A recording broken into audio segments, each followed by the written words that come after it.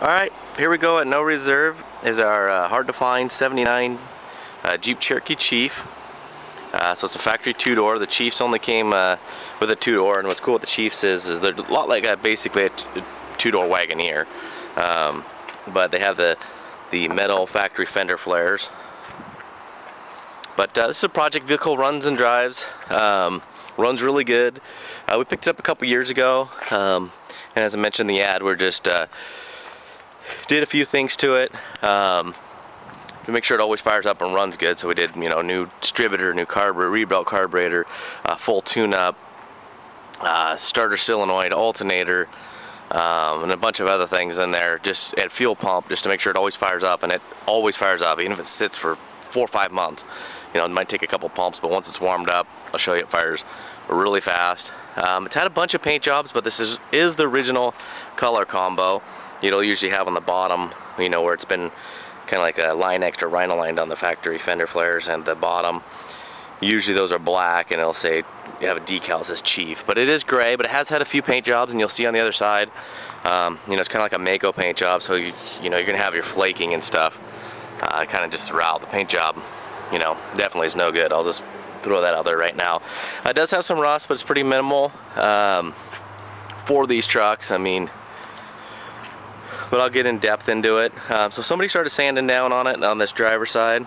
So some people would say maybe the passenger side is the picture side, but this is the original paint right here. So you can see it's had, quite a few coats. Normally I wouldn't do this to a truck, but I've already done it when I bought it. So you can see it's got some pretty thick paint on there. One time it's been orange. And you can see the different layers when you clip one of these off. And some of this bubbling area you might think is rust, but it's actually just the paint. You peel it off and it's just the factory metal under there. So why somebody repainted it at one point, I really don't know, because it looks like it was really decent. So I'll just go all the way around this, and then I'll get in real close and show some rust bubbles and stuff like that. But it's pretty much, besides the paint job that it's had several times over, it's all original. It's original sheet metal, all original interior, original grill, which is in really nice shape. You do have, your wear and stuff like that. A little ding there, but this is soft aluminum, and these little ribs just usually get bent in real easy. So it's a really hard to find piece. It's got its corner lights. These aren't like the Broncos and the K5 Blazers where you can buy everything for these brand new. There is a lot out there on the aftermarket, like you can get brand new decals and stuff like that. But having this stuff, to me, was the hard stuff to find. The rust is mostly in the floorboards in a couple spots. Kind of the areas, to me, my opinion always is, if I'm going to have rust somewhere, I'd kind of like to have it easy spots, like floorboards, maybe the bottom of the door, where you don't really see them, and they can be covered up with Line-X and stuff like that. But like this here, this is just bubbling. You'll get this in a couple places from poor paint and body work. You got your chipping here to the original paint. This is kind of throughout, so just count on chips and paint not being so hot. You can see the top layer has gone to the primer, and again, I'll pull this out. You got the original metal. So I don't want to make it uglier by any stretch, but I want to make sure you see what you're getting. Yeah, it does have like a soft dent right here, but I'll take this, my knife I use to call this the rust checker. But and you can see that this is the paint here. You can see it's nice solid metal. So I hate doing stuff like that, but it is a project truck. I want to really get in there so you can see what it is. The same here, this is just for bad prep work.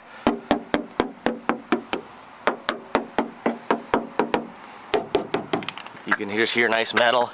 It has been Line-X throughout here. I can see a little bubbling right here, so consider a little bit of rust being right there. Metal, rust makes it a little bit different. But the door corners are the worst you got to do. The nice thing is if you're not the best at body work, or you don't do the best job, decal will go over the top of it and kind of hide it, or you can go back to the Line-X. Or really, you could just paint this thing, go flat black or go camo, scuff it up, do a lift kit, because the bones are there, but it does have some rust in the floorboard right there. The body mounts look to be really good. They got surface rust and stuff like that. But and it's on both sides. It's worse on the passenger side. It's starting on the driver's side.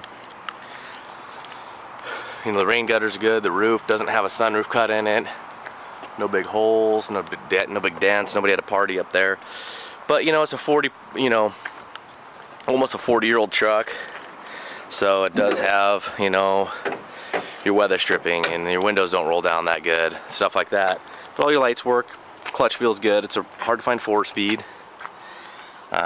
The rear window goes up and down from the interior switch, but it doesn't go up and down from the switch out here. So, but the tailgate does have some rust, and this is, you can see the bubbling in the paint from just poor prep work, and that's what you're getting up here.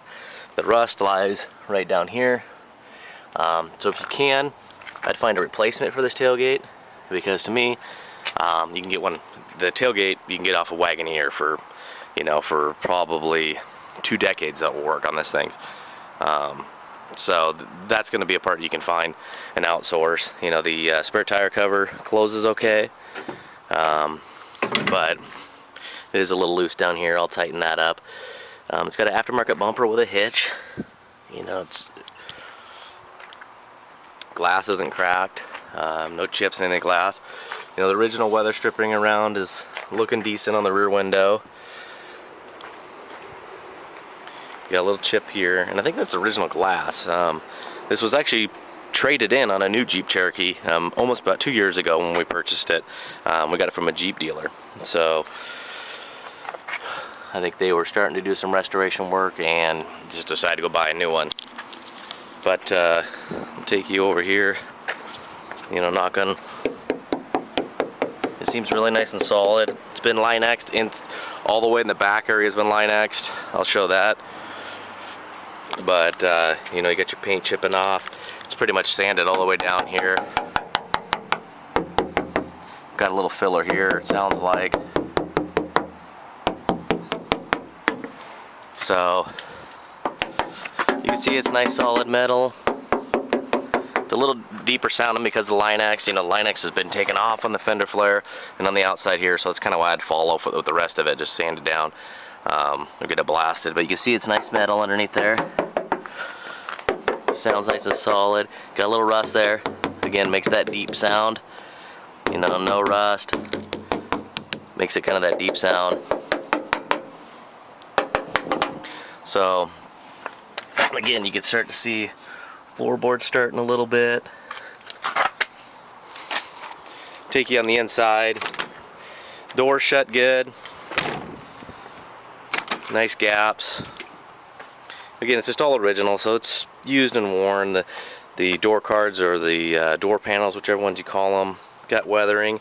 Still got its cool original sport steering wheel. It's got the hard to find bucket seats, which are in decent shape actually. This obviously has had some, I call that a country fix. Got the sport steering wheel. Hard to find 4-speed. Feels really good. St. Rose. And I'll take you for a drive too. It's got a little CD player, sounds decent. Still got its Chief emblem, which is cool. Glove box is still in place.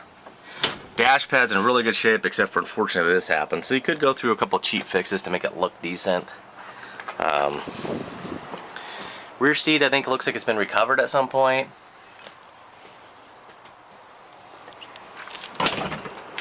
You know, the underside of the door's got a little bit of rust going. You can see that. Again, so the floorboards, the front floorboards, the underside of the doors, the front door bottom corners, and the rear tailgate are going to be your issues. You're going to be chasing for some rust. I'll take you underneath here. You can see this isn't as bad as the driver's side, so this is more kind of got some surface rust starting. The rockers seem like they're in really good shape. You know, no rusting up here, no rusting in front of the window, no rusting down here. Again, it's got this Line-X. Hate doing this stuff, but when we got to the point where we were going to get it painted, this is the stuff we were going to do. So you can see it's got that nice original metal, original paint underneath there. So, but the cool thing about this thing is it's got a lot of different ways you can go. You know, you could just address the structural metal on the floorboards, make it an awesome wheel and rig. Guys that know these trucks know the axles are super strong. I'll take you underneath the hood here. Hood opens just like it should, nice and easy. So when we first got it, we did full tune-up, cap, rotor, wires, plugs, new distributor. It's got a rebuilt carburetor, and this was about 2 years ago, so keep this in mind. You know, they do have a little oxidation on them, but almost 0 miles. Did a new starter solenoid, ignition control module. So put a few $100 into it just to make sure it stayed running, and fired up for us, because we like to move them around. And even though we have had about 2 years, we still start them up. You know, it is warmed up, but that's pretty much how it fires up. You know, I'm outside, don't gotta touch the fuel. But we need them running, and I like to keep the fresh fuel in them. Running nice and smooth. It's cool with the factory AC truck. Obviously the AC doesn't work, but these are options that are hard to find for these trucks. So here's your tailgate switch. Window goes down nice and quick. Goes up a little slow.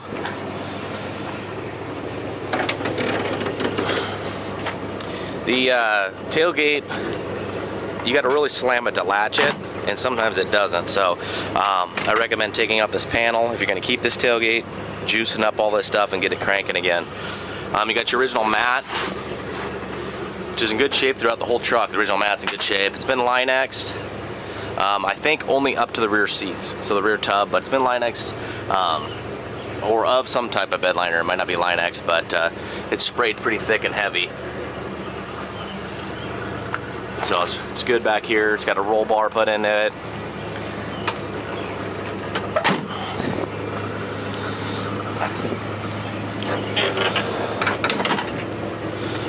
So all right, this little project Jeep's gonna be going at no reserve.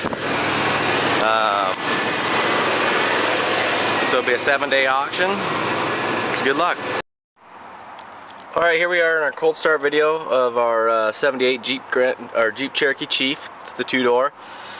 I'm gonna go ahead and grab hold of the exhaust manifold so you can see it's nice and cold. You know, it's in the 70s, so it's not like I'm starting up in 20, 30 degree weather, but it has been sitting for about 4 or 5 days. I try to fire it up at least once a week, at least take it around property. I've had it for quite a while, so I usually just pump it twice, and she fires right up. You know, if it sits for longer periods of time, if you pump it twice and fire it up, sometimes it'll run for like 30 seconds to die, and then you just hit the gas and fire it up, and it idles right up. But see, it's got a little bit of exhaust leak you can hear, real faint, but it's idling good, no smoke or nothing. It's just over here where we store some of our projects, and you know, we did a lot of stuff to make sure it always runs for us, because I hate vehicles that don't run, because I need to move them around a lot. You know, as mentioned before, it's got a rebuilt carb, new fuel filter, new distributor, cap, rotors, plug, control module, battery. I want to make sure it's just as dependable for me as it is for the next person, and I had full intentions of getting this thing back on the road, with do a paint job and a lift kit and do something cool. But it's just as the months go on, you know, I got more and more projects for us to do, and just need to spin the herd a little bit. So we're gonna go ahead and take it for a spin. All right, here we have the 78 Jeep warming up. We've got the four light flashers going. You can see the lights are working. She's getting warmed up. See your bulb on there. Kind of hard to see because of the sun, but not smoking or nothing. I'm gonna take her for just a little spin here. It's a little hot out, so you're gonna have to bear with me having the dang window open, but you know, it's got the blower motor. Makes a little noise at first and then clears out. CD player doesn't turn on. You know, let's see if this AC works actually while I'm doing this. Max AC. It's doubtful, but let's see. I don't even know how sure it works. But you know, glove box opens. The brake light never goes out. I don't think the fuel gauge works. So, alright, I'm going to go ahead and turn the headlights off. I mean, the wipers work, but they're a little crispy, as you can see. Stuff like that. I mean, this is a good project. It's got the 4-speed transmission, of course. I don't know, man, this AC might actually work a little bit. I'm not dying of heat here. It's about 80 degrees, so I got a little bit of something coming on. So first gear's pretty low. You know, it's a great project. You know, I'm just not gonna get to it. You know, I'm like one of those guys that I see something I love. I want to get it back on the road. It does leak a little bit of power steering fluid. Kind of your old truck stuff. It's got fresh fuel in it for the most part, but it does stumble sometimes. You know, it's still relatively cold. You know, I'm in third gear. Got some play in the steering, you know, a little bit, but no cracks in the window. Rearview mirror, I think, is around here somewhere. Give it a little bit of gas.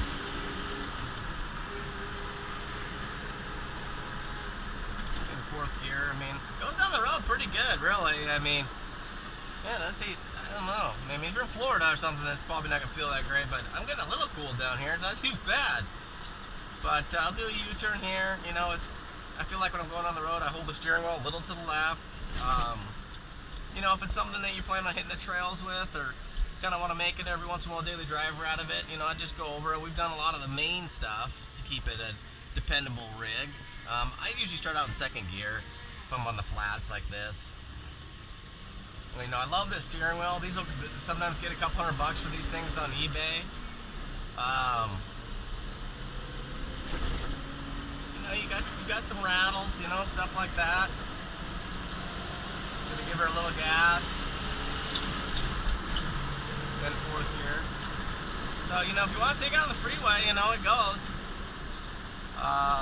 You know, I don't want to be speeding around too much. I am down in the commercial district, so nobody's really around too much, but you know, hit a bump in the road there, pothole, it soaks it up pretty good. And got a pretty sharp left corner up here we'll take. Do another U-turn to some gravel. The four-wheel drive works. You know, it's got a lot of potential, but you know, could be a great trail rig, a restoration project. So you can see it's got a tiny bit of stumble when you surprise it. When you jump on it, it does stumble a little bit. So turn on my turn signal, go through these little bumps. So alright, this is going to be a no reserve rig, whether it brings 800 or, you know, 3,000. So good luck, and let me know if you got any